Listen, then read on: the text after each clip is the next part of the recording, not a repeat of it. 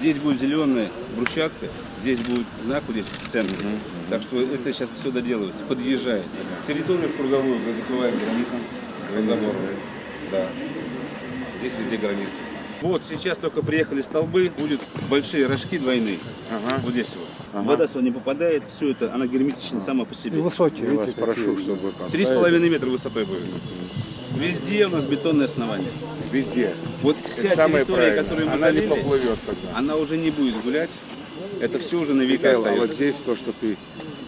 Камни уже сняли, вот Да? такие камни. Да. Да. Сейчас ждем, согласовали с Миннатом надписи. Сами надписи. Да, полностью. И ждем, скоро придут камни. Как вы просили, будут выше.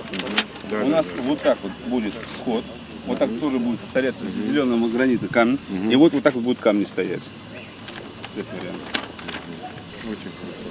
А это вы обновляете? Обновляем, мы выровняли полностью там бордюры и такое зеленое полотно положили. Это который без вести. Это без вести, там захоронение хомячек. Вот там у вас мало остается времени. Но если там не будет, может быть, проведем мероприятие, да потом доделаем, понимаете? Вот не надо там ускорять, вот сейчас там. Я понимаю, времени, но работы оказалось же много. Мы, если возможность есть, надо сегодня сделать то, что вы можете. Потому что вот любой метр-два, ну это останется.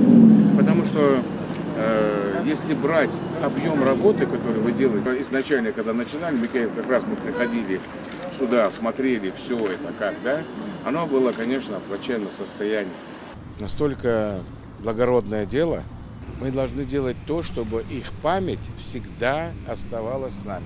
Капитальная реконструкция этого кладбища. Убежден, если Михаил Савельевич сказал, он делает. Потому что, вы знаете, у нас, я уже говорил, сотни у нас кладбищ и мусульманских по республике в целом, и православных приводится в порядок, реконструкции. Здесь мы просто отдаем дань погибшим. И я очень благодарен Гутериеву, команде его, что вот эту работу делают, и я думаю, они доведут ее в ближайшее время до конца.